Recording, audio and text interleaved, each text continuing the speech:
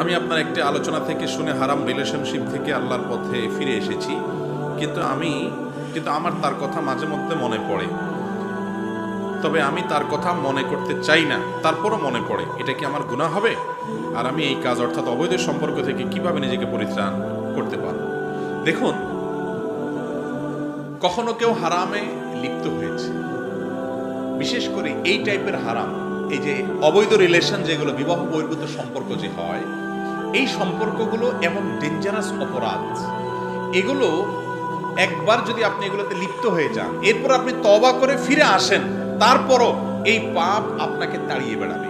আপনি সিজদায় যাবেন, সেখানে আপনার সে হারাম রিলেশনের মুহূর্তগুলো ভেসে আসবে, শয়তান আপনাকে ডিস্টার্ব করবে, এবং তাকে ছাড়ার পর, আল্লাহর জন্য ত্যাগ করার পর, অবৈধ সম্পর্ক থেকে সরে আসার পরও দেখবেন শয়তান আপনাকে কি কাচ্ছে, এই বিভিন্ন সময় তার চিত্র, তার চেহারা, বিভিন্ন হারাম মুহূর্তগুলোকে ভাসায় তুলছে।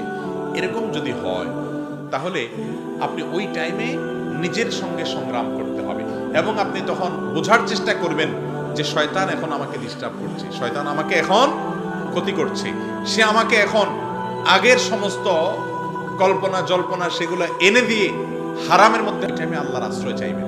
আল্লাহ, আপনি আমাকে পানাহ দেন, আপনি আমাকে হেফাজত করবেন। ইনশাআল্লাহ আপনি দেখবেন যে ধীরে ধীরে ধীরে আপনি সরে আসতে পারবেন।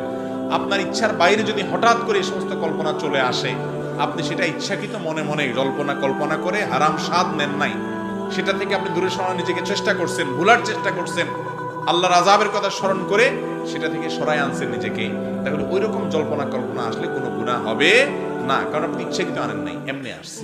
সংগ্রাম চালাতে হবে, কিন্তু এটার জন্য আবার দুশ্চিন্তা করার কারণ নাই যে সারা জীবন কি এরকম হবে কিনা, হবে না ইনশাআল্লাহ। দিন যত যাবে আস্তে আস্তে দূরে সরে যাবে এগুলো, বিশেষ করে যখন বিবাহ করে ফেলবেন, একজন দিনদার জীবন সঙ্গিনী পাবেন, এবং আস্তে আস্তে সামনের দিকে অগ্রসর হতে থাকবেন, যেগুলো আস্তে আস্তে হারিয়ে যাবে, এবং বৈধ ভালোবাসায় মনোযোগী হবেন। আল্লাহ তাআলা আমাদেরকে অব্যাহত রাখার তৌফিক দান করুন।